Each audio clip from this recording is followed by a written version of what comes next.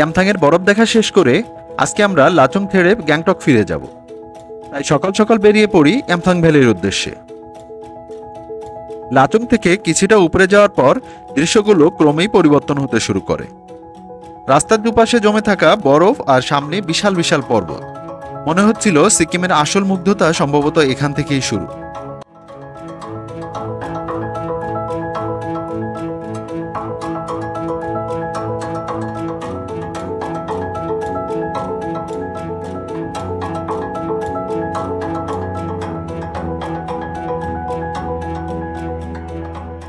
গতকালকের ভয়ঙ্কর রাস্তা পাড়ি দিয়ে লম্বা একটা জার্নির ক্লান্তি থাকলেও প্রকৃতির এই অপরূপ দৃশ্যগুলো ওই ক্লান্তিটা ভুলিয়ে দেওয়ার মতো।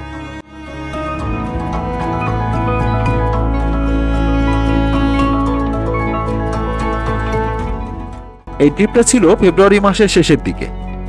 আরেকটা মাস আগে আসলে চারপাশে পুরোটা জুড়ে শুধু সাদা তুষারই দেখা যেত। যত উপরের দিকে যাচ্ছি তুষারের পরিমাণ কিন্তু ক্রমেই বাড়তে লাগলো। আর ঠান্ডার পরিমাণও একেবারে খারাপ না।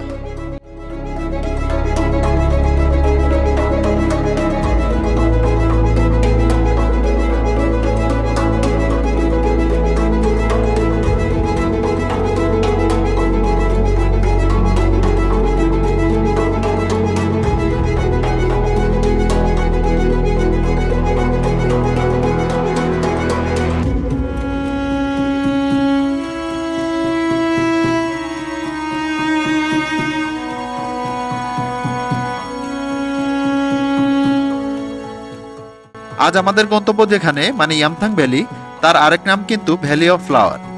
মাত্র 2 মাস পরে মানে এপ্রিলে আসলে এখানে কিন্তু অনেক ফুল দেখা যায়। রডোডেন্ড্রন সহ বিভিন্ন জাতের অর্কিডে ভরে থাকে। তখন এক অন্যরকম সাথে সজ্জিত হয় গোটা ইয়ামথাং ভ্যালি। আর এখন গেলে হয়তো পুরোটাই তুষারে ঢাকা থাকবে।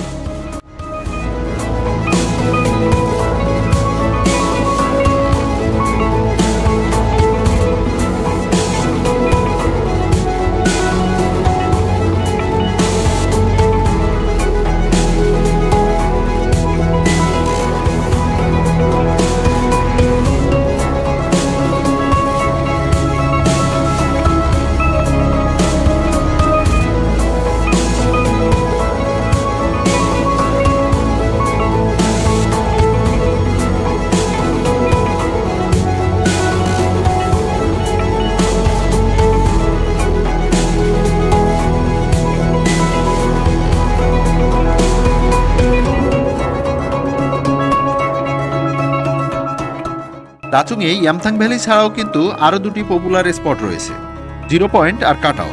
সেখানেও পাহাড় আর বরফে দারুণ ভিউ পাওয়া যায়।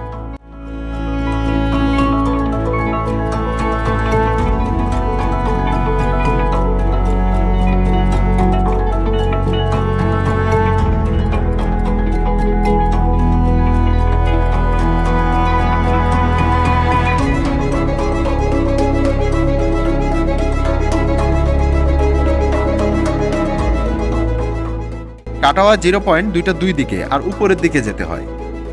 যদিও ভারতীয় নাগরিক ছাড়া ফরেনারদের অফিসিয়ালি সেখানে যাওয়ার অনুমতি নাই, এজন্য সেগুলো প্যাকেজের অন্তর্ভুক্ত থাকে না। তবে ড্রাইভারদের সাথে কথা বলে এক্সট্রা পেমেন্ট করে আলাদাভাবে অনেক সময় সেখানে যাওয়া যায়।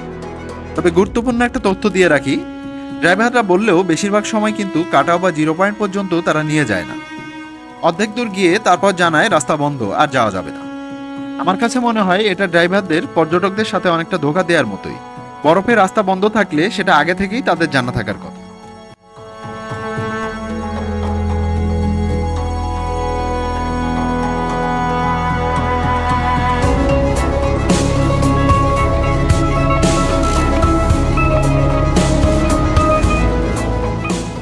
সামনে যত এগিয়ে যাচ্ছি বরফের পরিমাণ তত বেড়েই চলেছে।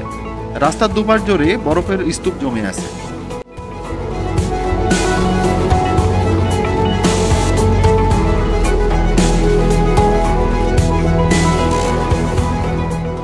তুষারে ছেয়ে গেছে চারিদিকে।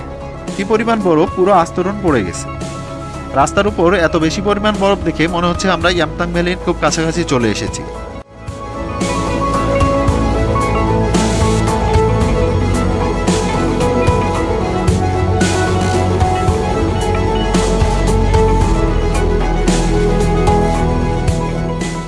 অবশেষে পৌঁছে গেলাম আমাদের কাঙ্ক্ষিত ইয়ামথাং ভ্যালি।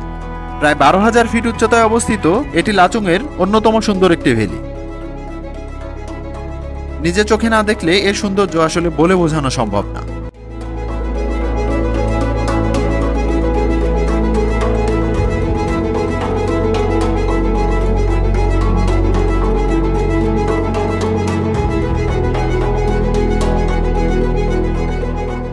তিস্তা নদীর উৎপত্তিস্থল কোথা হতে জানেন কি?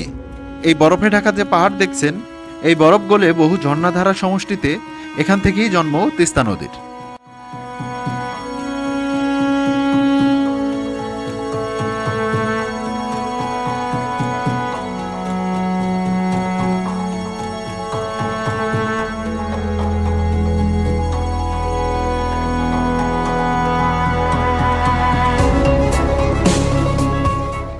আমরা এখানে প্রচুর বরফ পেয়ে গিয়েছি, আর আজই গ্যাংটক ফিরে যাব বলে আমরা 0 পয়েন্ট বা কাটাওয়ের দিকে আগাইনি।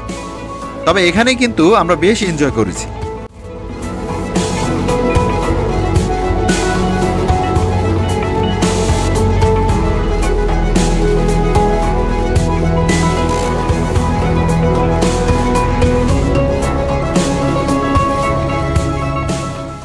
এই বরফের উপত্যকাটি এতই সুন্দর যে এখান থেকে যেতেই মন চাচ্ছে না, মন চাচ্ছে আরো কিছুক্ষণ থাকি এই বরফের সাম্রাজ্যে।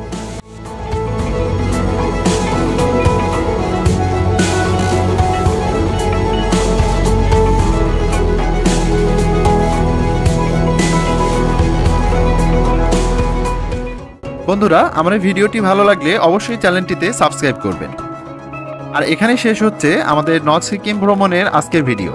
পরবর্তী পর্বে আমাদের এই সিকিম দার্জিলিং ভ্রমণের পুরো ট্যুরের বিস্তারিত এবং টুরিস্ট স্পট, খরচ সবকিছুই একটা ভিডিওর মধ্যেই শেয়ার করব ইনশাআল্লাহ।